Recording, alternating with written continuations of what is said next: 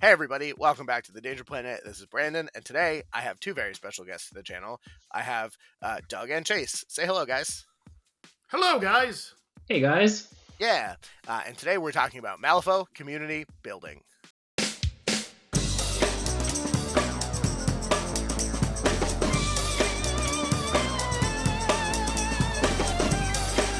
So, first, I guess we've had Doug on the channel before. This is Chase's first time, but I guess it probably would make sense to introduce you both. Just because you're in my order this way, probably because alphabetically, Chase, do you want to talk about who you are, what's your Malifaux background, and where you come from? Sure. So Malifaux was my first minis game. We started with my partner back in 2016, so like wave 4 of second edition. Oh, wild. It's surprising that we stuck it out as long as we did, because there's not a ton of people playing where we were playing at the time. But we stuck with it. I found my home in guild eventually. Back in, I guess it was early last year, started being the hench person for the game shop that had just opened up. Fantastic. So I've been running stuff ever since. Yeah, I know. I think we first met when I was very new to the game. I had just almost just gotten into Malifaux. I think it was like my first tournament, and we ended up playing. I think to date might have been the most confusing game I've ever had. I was playing a master I was very unfamiliar with against Nexus. I think I played Zoraida 1, you played Nexus 1. Actually, I think this was before titles came out. Yes. I remember, I think we had just finished turn 1 when time was called. It was a miserable game. It was so much. And there were so many things happening. And I think also that was the first time I had ever seen somebody take double masters, because you took Anya as a second master, which seemed very good. I was like, wow, she's remarkable. And oh man, have things changed since then. Wild stuff. And so you're in Connecticut. That's the general area. So yes. Jay's super very close to the Danger Planet. We make it down to some of his tournaments sometimes. It's a good time. So wow, 2016, that's wild. I played one game in 2016 of Malifaux, and then never again until 2021. Doug, what about you? Obviously, I think you might be a little bit more involved in the international Malifaux community. International is the wrong word. The national Malifaux community. Yes, very much the national Malifaux community. So, I started playing Malifaux back in 2013 at the launch of second edition. I went to been playing for 10 years now. Wow, that's also so much longer than me. But yeah, so it was the first time I ever went to Gen Con, and I'd seen some really cool Malifaux miniatures at a friend's place, but he didn't know how to play. So I went and demoed it at Gen Con. I'm like, oh my god, I love this! And went in whole hog. I've been playing minis games since the early 90s, and used to work for Games Workshop. And then, going to Gen Con was right after I'd left Games Workshop. So kind of like, yay! It became my main go-to game. And so I'm down in Texas and run the Texas Malifaux scene here, but I've been running events at Las Vegas Open for a while. Been helping out at Gen Con for a while, and kind of travel around to tournaments as I can. I've been playing much longer than I have. I'm surprised, Chase, to learn that this was your first miniatures game. That's crazy. There's so few people that aren't like ex-Games Workshop effectees. Yeah. I think a lot of people come into Malifaux as their second or third miniatures game, and I can appreciate how difficult of a struggle that must have been, even more so knowing what second edition was like. Yeah. Wild. It was crazy, because we started with that 2-player starter. Quickly realized that was not quite the right way to go, but then I ended up doing, what did we play? It was like Sonya versus Lynch is really like our first game. And at the time, Sonya just wiped the table against like Lynch and Huggy being a ghost, right? Because casting didn't get past, or it got past incorporeal. So we decided I was never allowed to play Sonia again, so I didn't touch her back until third. So um, we had a very skewed perception because it was just the two of us playing. Yeah, But wild. yeah, So, oh my gosh, I had no idea about Incorporeal. Most of my second edition experience comes from that one or two times I played games with Sam, and then talking to people about it who were like, "Yeah, man, back in second edition, it was crazy." It's always fun to hear the war stories from second edition. But I guess that sort of brings me into my first question. So, you guys got started in 2016. Doug, you started in 2013. Yep. I guess just in sort of the same order to keep it consistent.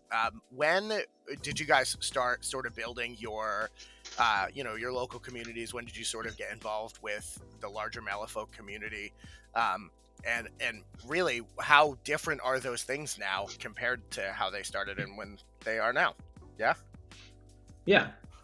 So I will say, like, my ramp up into more of the community aspect was really just finding the local community to start, and then becoming like the rules lawyer for our community. I just was the person who had read through the rules and had a solid understanding of them. So Yeah, I definitely vibe with that. That's always I'm the commensurate rules lawyer. I completely vibe with that. yep.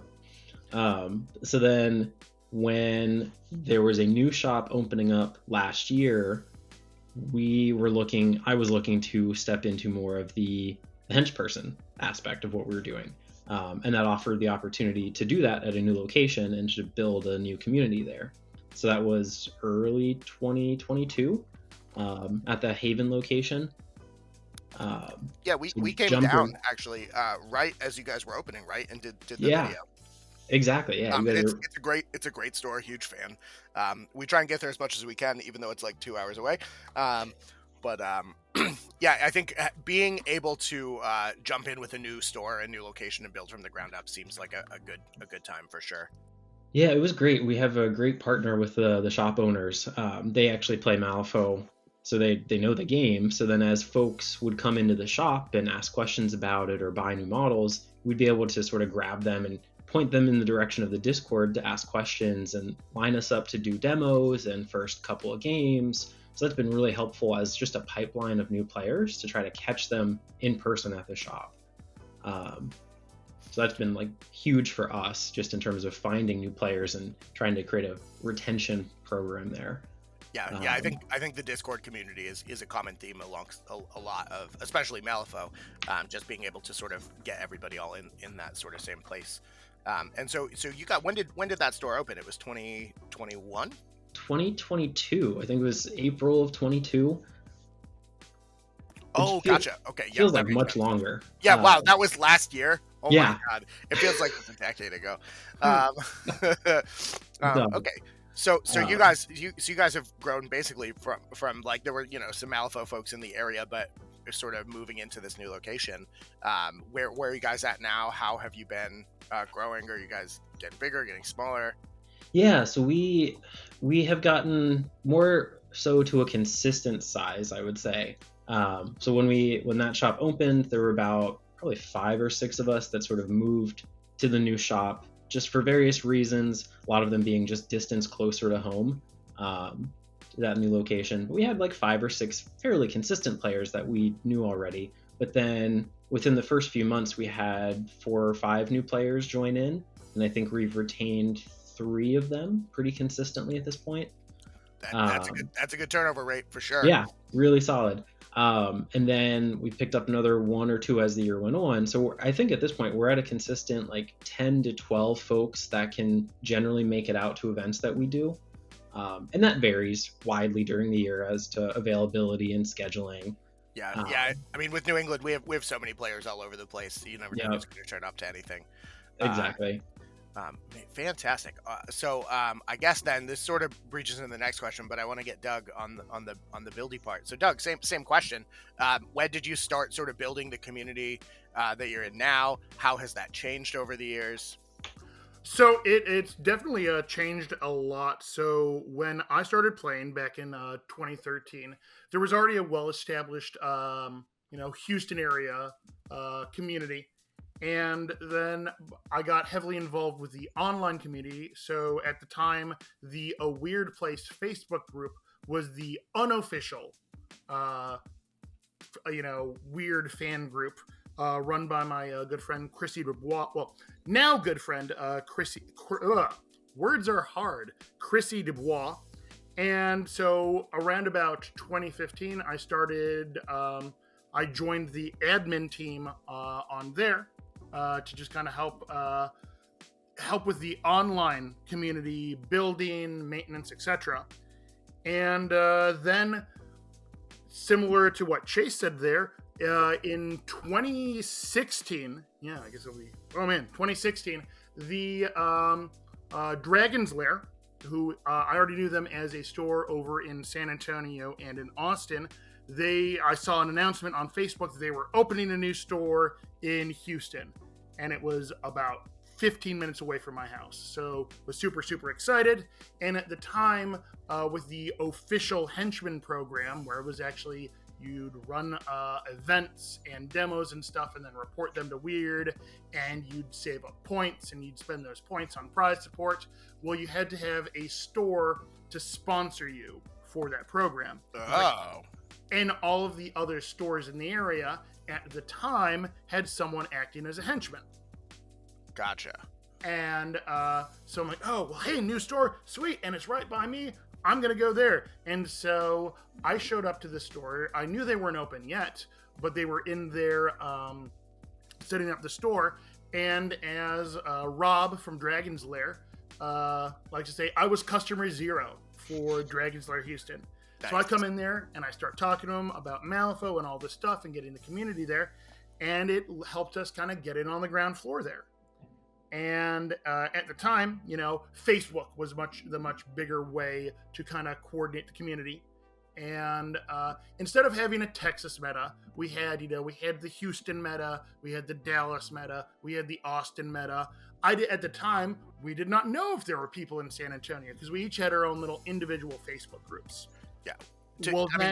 To be fair, like all of those cities are as distant as like Chase and I are from each other, and we're in completely different states. So.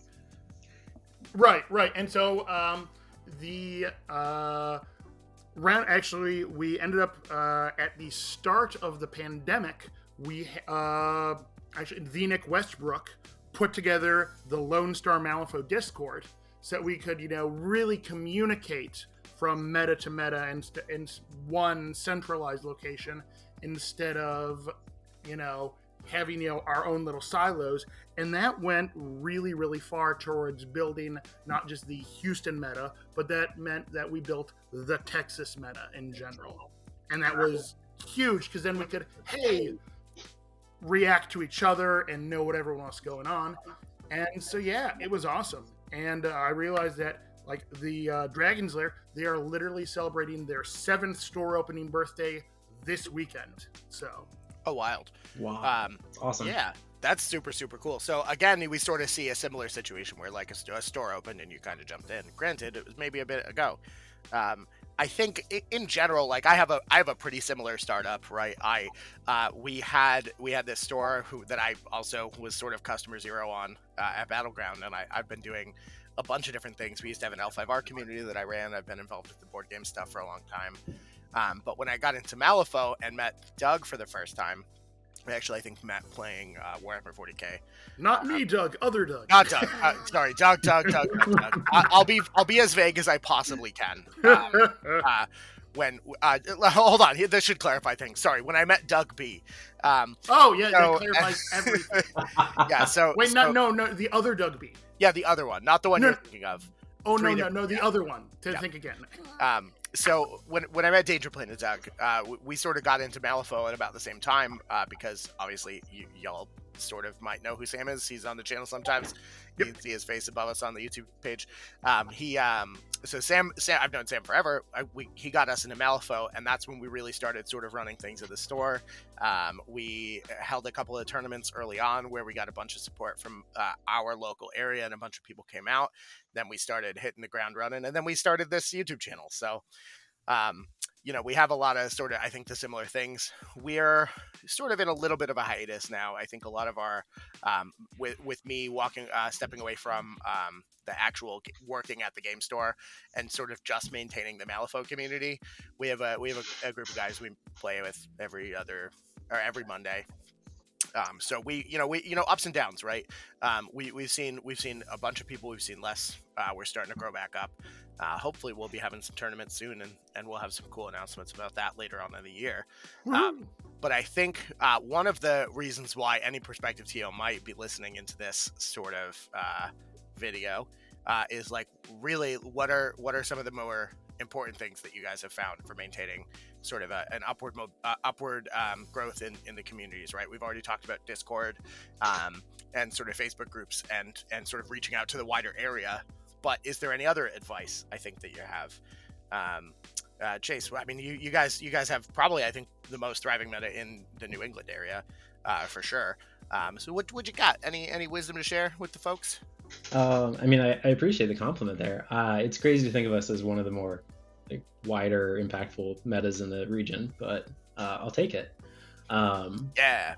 I think one of the reasons we've been successful just keeping involvement over the years now is just recognizing that everyone's coming to the game from different perspectives, and then just taking the pulse of that group of folks anyways, right? So we could have leaned into tournament play, but the majority of our folks are not super into tournaments. It's more about having the flexibility to just to get games in. They're just really looking to play the games when they can. And so just being open and honest about, we'll have open play days. We'll do a tournament every couple of months. It's not going to be super, jazzy, high keyed, more for anyone to be able to jump in. We'll do leagues where folks can get their games planned out, and our leagues get the best attendance because folks really know then that they have a partner to schedule a game with over the course of the next 8-10 weeks or so, and folks love that. Yeah. So really just sort of clamping down on what the community is looking for and sort of giving them access to that, right? Yep. So we have mostly newer folks in our area now. So we, even though tournaments theoretically are a thing that we could run, we've also sort of had more success in just sort of playing games, right? So we have like a loose people getting together. We have a day. I don't know if you guys have a day that you guys try and get together for every week, but that's certainly one of the things that hammered things out for me quite a bit. It's an interesting one because the very casual drop in and find a random game, that's more or less disappeared in our area. Yeah. It was very common pre-COVID. Then sort of post-COVID, I think folks very much value their time. So if they don't have something scheduled going into that week, they're not just going to drop in randomly to spend 3-4 hours at the game shop. Sure. So we've had to sort of pivot to using Discord a lot more in terms of communication and just really posting there, utilizing the looking for a game channel to really push sort of those ad hoc spur of the moment games on a little bit more of a pre-planned basis, right? So give folks 2 days notice, you can generally find something. Yeah. But that is probably the biggest challenge for us, really, is that scheduling aspect. Yeah. Do you guys do anything to incentivize people to use your looking for game channel, or just sort of that's where you point people and everyone sort of coalesces there? Yeah, so we do a fun thing with our shop, and we implemented this over this summer, actually. We actually are doing, it's like every month or 2 months, where if folks come into the shop and play games in person, they get entered into a raffle for a free weird related box of their choice. Sure. Just as a way to try to encourage those pickup games and foot traffic through the shop. That's really helped pick up the looking for a game chat as folks have gone on. Yeah, that's pretty awesome. Yeah, we had, the first month we did it, there was a tournament, but we ended up having like 40 different draw, entries into the raffle. Even the quiet month, right, coming from like August into September, we still had, I think, 20 entries into it. So it does keep folks interested and engaged and thinking about, can I get in for a game? And then helps folks that don't have a lot of stuff potentially get more boxes under their belt, right? Of new models, new cards, that kind of stuff. Yeah, for sure. I mean, I think that's probably one of the biggest challenges for Malifaux is knowing what to get and when to get where, right? But Mm-hmm. um, yeah, that's super interesting. I love the idea of sort of reinforcing the looking for game premise. Yeah, so that's super helpful, and I think we do a lot of some of that. But I'm definitely going to look into maybe seeing about something like that. Um, Doug, same question. How do you feel? What are some of the things that you found have been sort of helpful in sort of positive growth, right? For your community. So, there was definitely the big dip. I mean, COVID, went and just straight up knocked down all of the gaming communities Yeah. everywhere, pretty much. And when prior to COVID, we had gotten it to where we had a consistent group of guys who were coming out and gaming once a week at the at Dragon's Lair. We also had guys who we technically had 3 different Malifaux nights at 3 different shops in Houston. And some weeks people would go to, multiple nights at different shops. But following COVID, we only had Dragon's Lair then. And there were many times where I was showing up at the game store and there was just me chatting with the staff for a couple hours and then I'd leave. But because we had, hey, this is Malifaux night on the calendar, sometimes there'd be people who would show up and say, hey, so I heard about this Malifaux game. And then, boom, I'd be able to give them the demo. And just consistently showing up every single week helped build that community back up. Yeah. Prior to COVID, we had been at a point where we were running a monthly tournament, and we had guys consistently showing up from over in Austin. And then, boom, COVID happens and nothing happens. So coming out of COVID, once we were able to, start meeting back up for in person for tournaments, we got back into we have a monthly tournament. And what I was able to do, because, hey, the calendar was completely blank coming out of COVID, I was able to lock down the coveted second weekend of the month. Every single month, we have the second Saturday at Dragon's Lair where, hey, we get first claim on all the gaming tables, and they will make sure they, Magic players, no, Malifaux comes first there. Yeah, card games keep game stores open. We all know this because that's how it goes. Yeah, I mean, you gotta. But they will make sure that, no, we are always on that calendar. We always get this. So that's why if you see me running an event, it is always the second Saturday of the month. And having that consistency where people know that, okay, second Saturday of the month is when the Houston Malifaux tournament is going to be. Because not everyone works the Monday to Friday, 9 to 5. Lots of people work on the weekends. Mm-hmm. Lots of people have variable schedules. But consistently knowing this is the Saturday where it is happening allows them to ask for that time off. Because that. Or like a lot of my, regulars recently had kids. And so they can't make it out, every week on our Thursday night game night out at Dragon's Lair. But they know, okay, they can, save up the partner points to then redeem for that one day a month where they can go and, even if they're not thinking they're going to be super competitive with it, I bill the monthly Malifaux tournament as it's a day where you're going to get in 3 games.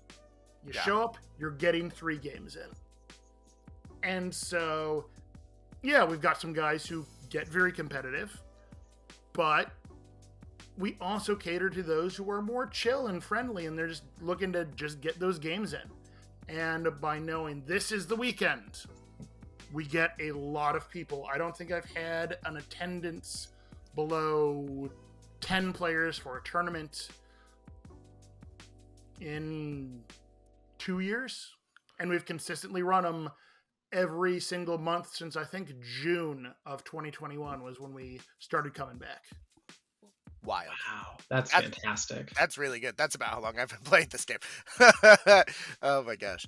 So yeah, so like it's one of those things where when I say it's like, yes, I have run more Malifaux tournaments in third edition than anyone else in the country, maybe the world.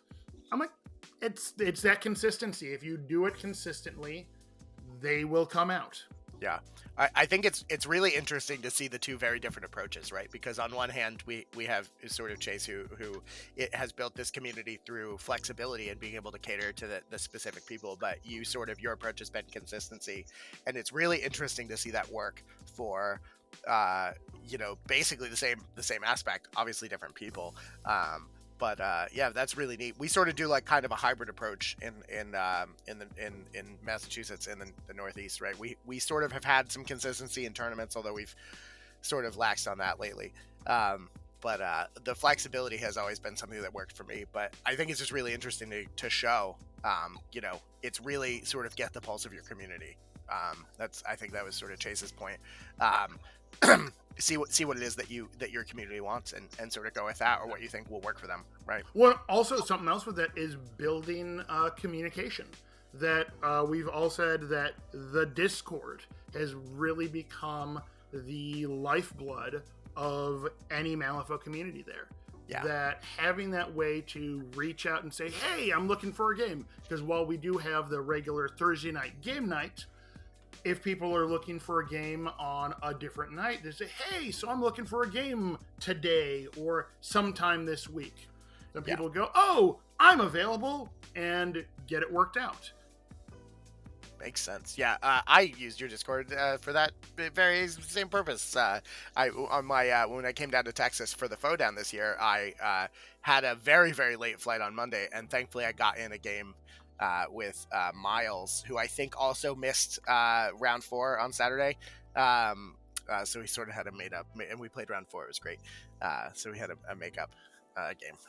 So I can vouch for your community doing that. You ping in the Discord, people show up. And Miles is awesome. So he ended up not being able to play the second day of the tournament because my understanding was it wasn't that, he overdid it like so many of all right. people came up to it. But well, you know what? You didn't overdo it. You had fun. I did. I had fun. And awesome. I played in round 5 and 6. Exactly. But he got he couldn't get the Sunday off from work. Yeah, he was telling me work sort of screwed him, so not a great time. But so really interesting that there's such sort of a wide range of approaches. And I guess then the next natural 2 questions are, what I guess has been sort of the biggest barrier to not necessarily growth, but sort of what's been the hardest thing that you've had to do, or the biggest challenge that you faced, and then also sort of the flip side, like what is it that you like the most? What is your favorite part, and what do you think gets sort of the most engagement for like your community building aspects? That seems like a bit of a broad question, but have a go. What do you think, Chase? Sure. I think the biggest challenge we face is that flexibility of time. We don't have a community of folks that work the 9 to 5 Monday through Friday schedule. We have folks that work scattered days throughout the week. They can't get weekends off. So consistent scheduling is a nightmare for us, which is why we have more of that flexible kind of nebulous scheduling on our events, right? So like our game nights are like Monday, Wednesday, Thursday, kind of when people are available. That's why leagues tend to be better for us, because you can schedule at any point during the league. We've had people play like 11 o'clock at night Thursday night games before, because that's when they could get together. So that has been probably the biggest hurdle that we face, is finding a consistency there just in scheduling events. That's why we try to give 2+ months out for like a Saturday type event that folks know about it. They can try to schedule around it if they can. But then, life comes up, right? We had probably 12 to 14 people lined up for this tournament last weekend, and then we had 10 show up, right? Different things happening, right? It was the same weekend as PAX for you, Brandon. Yeah. We had someone else with like other life stuff come up. You have to recognize we're not always the top priority for everyone, right? And we're cool with that, right? It's not always my top priority. So like, Wait. It's not Malifaux first? Well, Filthy casuals. I know. oh So my bad. gosh. We live and breathe it in this household, but some days it's not. So it's just that recognition, right? That we try to get as much of a net cast as we can for timing, but it's going to be a challenge at all times. So I think we work within that to the best that we can, which is why I think when we do get everyone together, it's so fantastic. Because we'll get folks that are excited and energized to be there, but this is their first game in 3 months, right? Yeah. So our events very much lean into, I don't want to say new player friendly, but like super casual player friendly.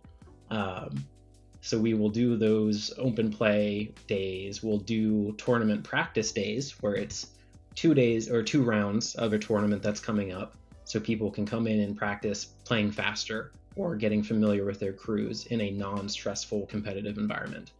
And we do the leagues. So all of that has really helped us to be successful. And probably what's the most helpful there is like recognizing that our folks are a little jumpy when it comes to master selection, that they'll jump around a lot and try new things all the time, which is fantastic. I do the same thing. Yeah, me too. And so it's recognizing that even when we have some of these events, people are playing new masters for the first, second, third game.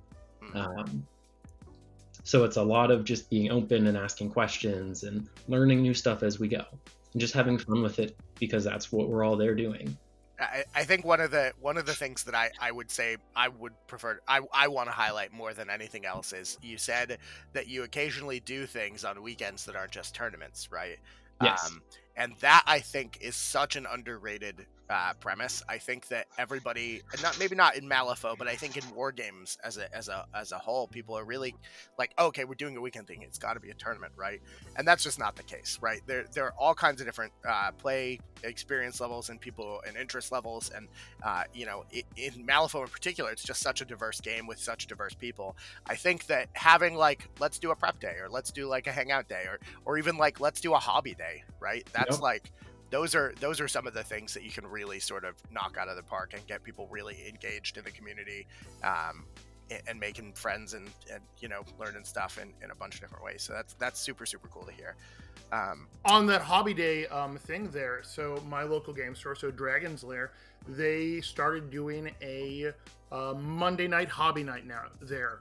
So they did a Monday night hobby night at Dragon's Lair, and now it's not just Malifaux specific, but there's a few of us there who are big on the Malifaux, and like, hey, you should paint up some Malifaux stuff, or hey, Manny, when are we going to get you to start coming out and learning Malifaux? Yeah.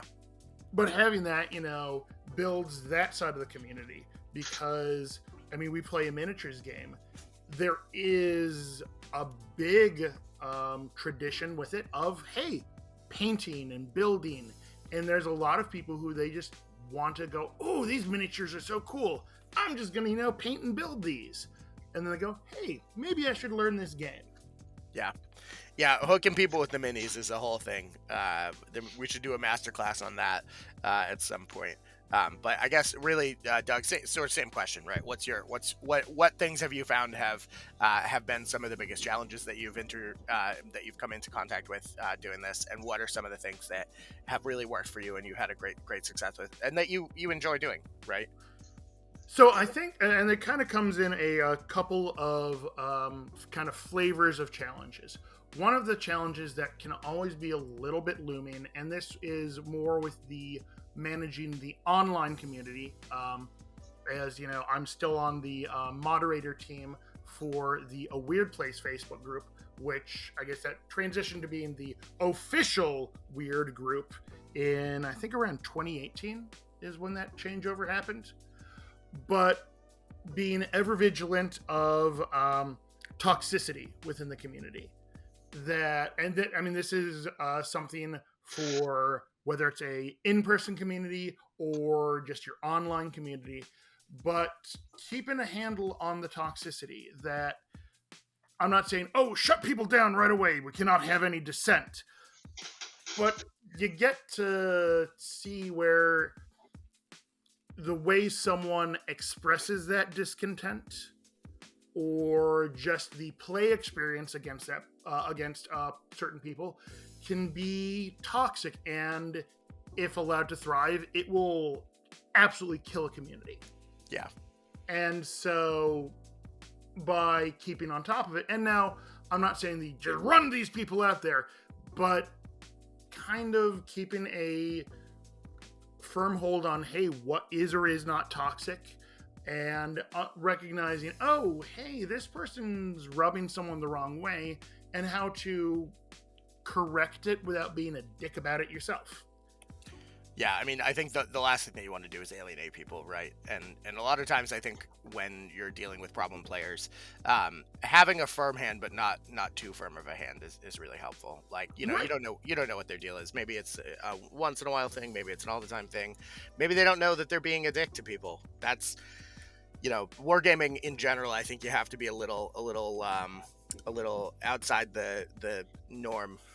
It's sort of an interesting experience that attracts really interesting people, and sometimes you get people who are a little bit rougher around the edges, right? Well, it honestly attracts people from all walks of life. That most people tend to live and work in a very narrow socioeconomic range.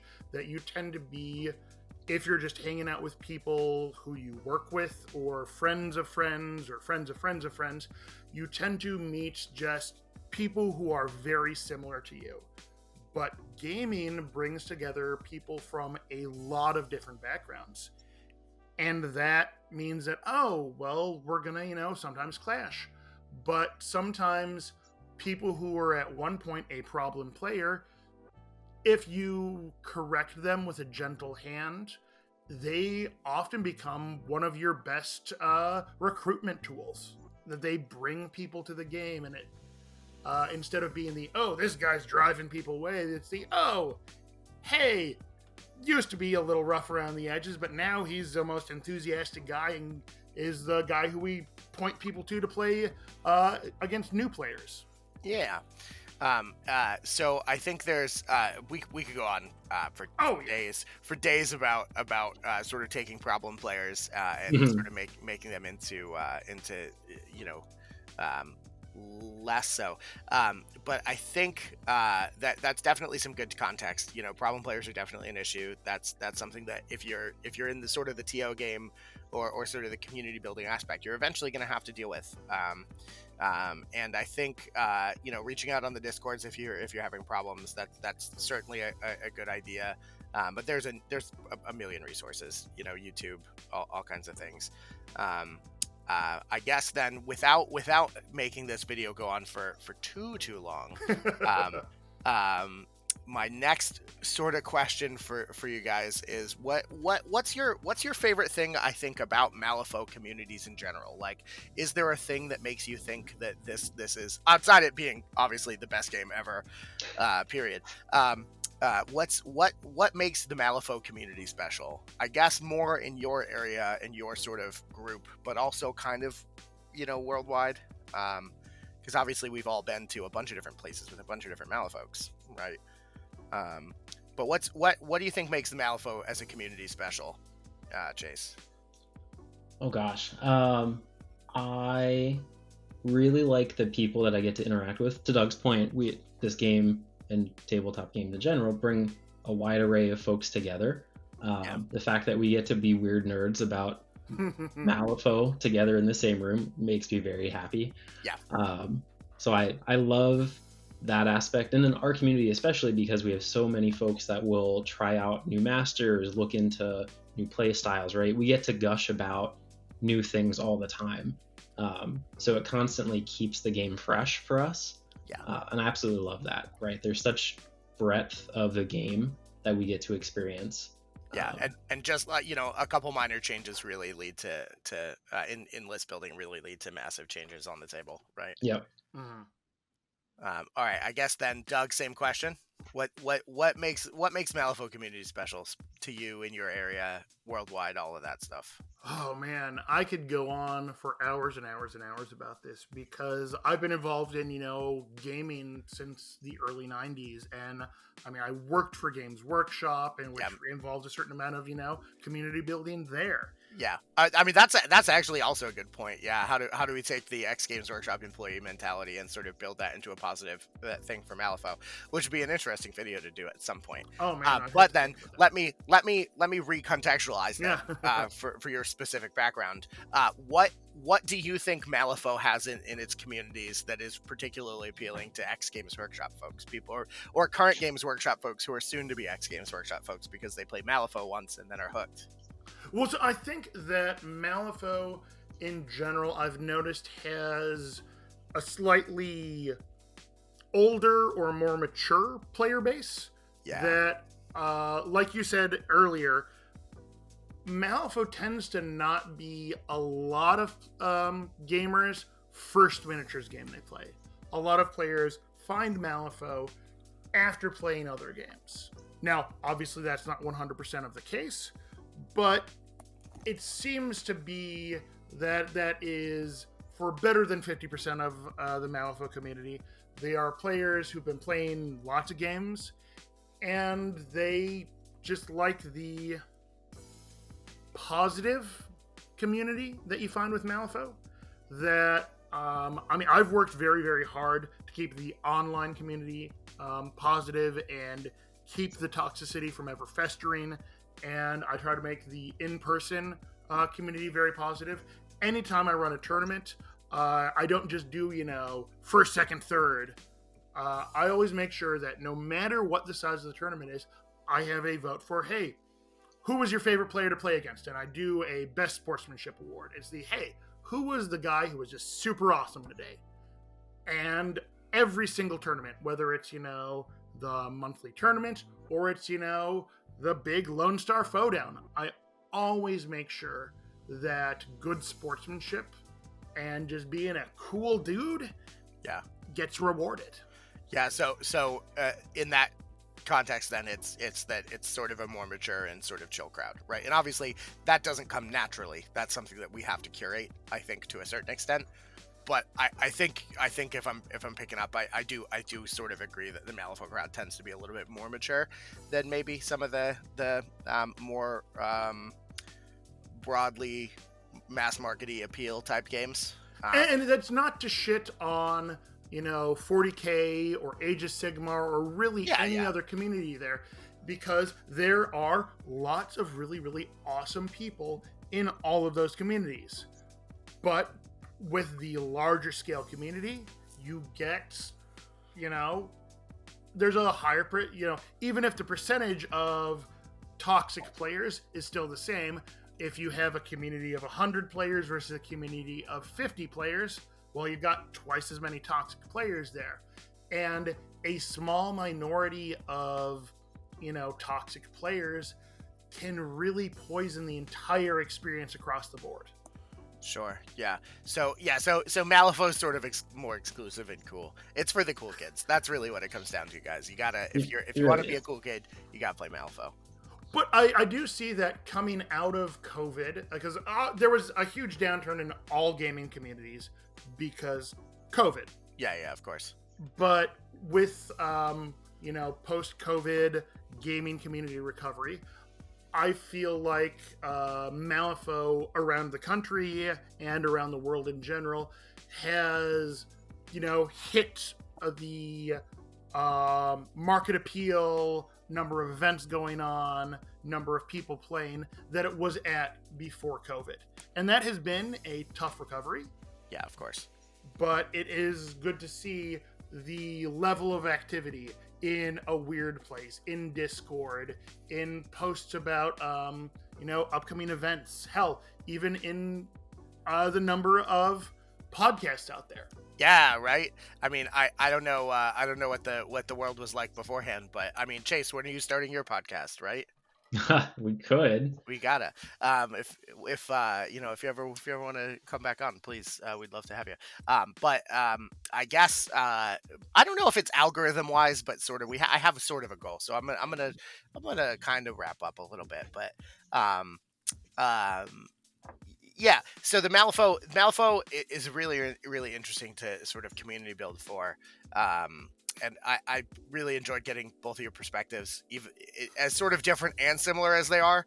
Um, is really interesting, and it's also super great just to talk to people who have been doing this in this specific, area, quite a bit longer, right? Almost Um, definitely. It building a Malifaux community is like building a crew list. You build it yeah, very differently than Yep. any other game out there. yep, and you Yep. gotta only build within your keyword. No, that's not right. Hey, No, out of keyword picks are yeah, fun. yeah, we did it. Okay. Yeah. So, I had Can sorry. I can I toss like another point in there? Just Please, yeah, thinking of about course. like when we do things for new players, one of the things that sticks out in my mind to the idea of not just first, second, third, and I abhor the idea of tons of prizes for first, second, third because that means Sam would always get all the prizes from all tournaments, right? Oh my gosh. We recognize that very early on, so we do very little standout for first, second, third, and instead we do prizes for everyone that shows up. Yeah. And we turn it into more of a raffle. So like last place will always get to pick from our stockpile first, and then randomly down the list from there, so that everybody gets something. Yep. People like getting stuff, right? Yeah, yeah, for Stuff sure. is awesome. I love Right. getting stuff. So much. So we try to balance that out because if you give the same stuff all the time, then everyone already has all the stuff. So there's less enjoyment about getting to the end of a long day of events. But then the flip side to that for new players coming in, we actually do like new player welcome kits of like Ooh. a measuring widget, scheme markers, and then little soulstone stuff. So that's like your first $20-ish spend, but that's the basics of just starting the game. Because most folks will buy a box of minis and then be like, oh, what do I need, right? And they're like, oh, well now I have to go buy more stuff and more stuff. And we're saying, well, if you're new, we'll provide that first step in, right? Like here, you already have your models. Here's your first little The stuff. first one's free. Exactly. Yeah, it's Oh such my an gosh. easy first step of like get over that hump. Like, oh, now you have the right pieces just to play the basic game. Because I find that that's a big reason people will sort of stop too. Is like, oh, I have to get like more stuff and like I have to go find this myself. And you're like, actually, we should be able to help one another and just hand you those easy materials. Because your opponents will have like scrap and corpse, right? To spare 50, but feeling like you can't bring your own stuff to the table is also a discouragement. So we try to just make people feel like acknowledged and appreciated and like supported through all of those steps too. Yeah. That's a super interesting point. Yeah, we just have a bunch of Danger Planet widgets and tokens that we give out to people who come hang out and play games with us. But I've never really thought about it on a perspective of new players need these things. And I think that having that for people is a really, really good way to show, one, we're a super awesome community, right? And two, like you as a TO are there for them, right? Like if they need something, they can come to you. And I Exactly. think that in and of itself just lends so much into the like let's build and get together and do things, you know? Heck yeah. I mean, I just wrote that down as a, it's like, ooh, I need to put one of these together. Because, I mean, I've always got, a few spare widgets left over from various events I've ran. And that's always one of those first things that when a new player is playing, they realize having a widget is super useful. Because I've always I've always got a couple with me in my bag. And so, oh yeah, here, use this. And like, oh cool. And they try to give it back to me. And it's like, no, keep that for yourself. I'm like, oh yeah, awesome. Yeah, and I will say it's definitely a resource you could look into if you're a prospective TO trying to grow a Malifaux community, especially with the backing of a game store. These widgets don't cost a lot, right? And there are numerous different people on Etsy who just like are dudes with laser printers, right, or laser engravers, and you could very, very easily get your game store, or even not your game store. Reach out to some of the podcasts, reach out to some of the people that you talk to on a regular basis. See if people want to throw some money together, design your own thing, do it for your game club, get a logo, and just have people put it on widgets and tokens. That's super, super easy to do. And that's how basically anytime we've given anything out, we've either sourced it through Etsy or had one of our friends 3D print it. So yeah, I think that could be a great resource, and that's a great point, Chase. Thank you for bringing that up. People love stuff. People love stuff, yeah. And Malifaux in particular is just a game where you need stuff, right? There are things that you need to track, and you can do some of it with markers on card sleeves, but some of it's not doable that way. But yeah, definitely check out Students of Conflict. Definitely check out Top Doug Designs. Definitely check out all the things. Also, check out presumably Chase's podcast whenever that happens, because if you're doing Malifaux stuff long enough, you just become a podcast. That's how. Oh, I got a great name for it. Ooh, Chasing the Meta. Ooh. But then to subvert the genre, you don't talk about the meta or anything at all. It's just like fun, Exactly. That would be great. If you need a guest, I'd love to be on. Oh my gosh, be our first guest. Oh, love it. That would be wild. Well, thank you so much, guys, for coming on. This is sort of a thing that I think I'm very passionate about. Obviously, it is something that we thought you two were very passionate about. And I think that community building is just one of those things that you don't need a manual to do. You just sort of get going, right? And sometimes communities coalesce around people that don't set out planning to build communities. It just sort of happens. Oh yeah. And if there's any way that we can be a resource, definitely reach out. Doug's awesome. Check out the Students of Conflict. Get in some of the Texas metas, our discords. Get in our Discord. Get in the weird official Discord, the Weird Place Facebook group. The Malifaux community is one of the best communities that I've ever been involved with, and I've been playing a bunch of different war games for the past 3 years, or give or take, and I just don't have enough good things to say. I just don't have. I have too many things to say about the Malifaux community, just to really cover it all. But reach out, if you have questions or need help, or if you're trying to build up your community, there are resources. Hopefully this was helpful, and thanks again, Chase and Doug, for coming on. Of course. Thanks for having me. Oh man. Hey guys, Brandon here. Just wanted to give a quick shout out to all of our patrons. Thank you so much for backing us. Special thanks to Seth Prebatch, Nick Kaiser, Nathan Linder, Mr. Nobody, David Meisner, Spilled Paint Pot, Craig Chuba, Jeremy Posner, and Catasunder. Thank you so much, y'all. And if you want to check out the Patreon with some of the cool stuff that we're putting on over there, the link should be below. Thanks so much.